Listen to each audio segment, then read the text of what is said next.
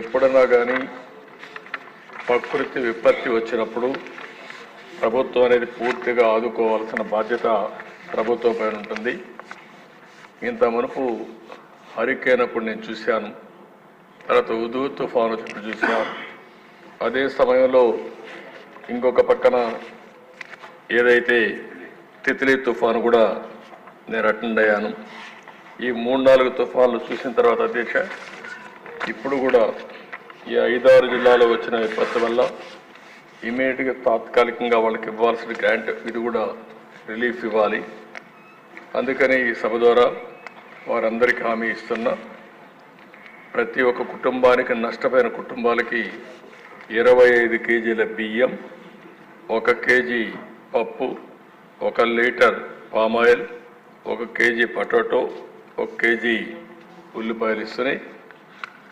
ఎప్పుడు ఇవ్వని విధంగా ఎవరైతే ఇళ్ళు పూర్తిగా నీళ్ళు వచ్చి ఇబ్బంది పడ్డారో, అదే మరి క్యాంపులకు తీసుకుపోయి పెట్టారో, అలాంటి ఇళ్లకు ప్రతి ఒక్కరికి కుటుంబానికి 3,000 రూపాయల చొప్పున ఆర్థిక సహాయం.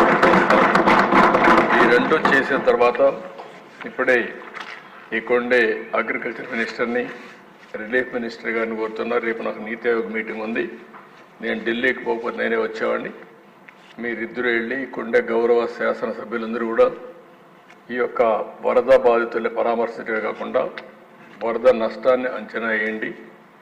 ఏ పంట ఎంతవరకు సబ్మర్జెన్స్ అయింది, ఏదైనా రికవర్ అయిందా, రికవర్ కాకపోతే ఏం చేయాలి, ఏం చేస్తే ఇన్పుట్ సబ్సిడీ ఎంతవరకు ఇవ్వాలి, మళ్ళీ రైతు కోలుకోవడానికి ఏమి ఇవ్వాలనో ఒకసారి నాకు రికమెండ్ చేస్తే తప్పకుండా వాళ్ళని ఆదుకునే బాధ్యత తీసుకుంటాం. ఏ పంట నష్టపోయిందో కొన్ని నామ్స్ కూడా ఇంతకుముందు మనం ఎస్టాబ్లిష్ చేశాం. ఆ నామ్స్కు తగినట్టు ప్రతి ఒక్క రైతును ఆదుకునే బాధ్యత ఈ ప్రభుత్వం తీసుకుంటాం.